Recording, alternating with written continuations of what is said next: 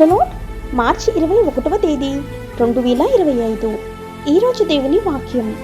యేసు వారిని చూచి, ఇది మనుషులకు అసాధ్యమే గాని దేవునికి సమస్తమును సాధ్యమని చెప్పెను. మత్తయి సువార్త 19వ అధ్యాయం 26వ వచనం. ప్రియమైన సహోదరి సహోదరులారా, ధనవంతుడు ఎంత జాగ్రత్తగా ఉండాలి. తాను కూడబెట్టిన సంపదపై కాకుండా దేవుణ్ణి రక్షకుడిగా నమ్ముకోవాలి. మంచివాడు తన దాతృత్వపు పనులపై ఆధారపడకుండా క్రీస్తుపై నమ్మకం ఉంచడం ఎంతో ముఖ్యం.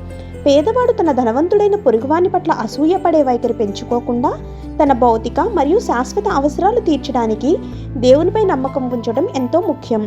మన ఆధ్యాత్మిక పేదరికాన్ని మరియు క్రీస్తుపై విశ్వాసం ద్వారా లభించే సంపదలను మనమందరం గుర్తించడం ఎంతో ముఖ్యం. మన శాశ్వత రక్షణ అనే అసాధ్యమైన పని దేవుని ద్వారా సాధ్యమైంది.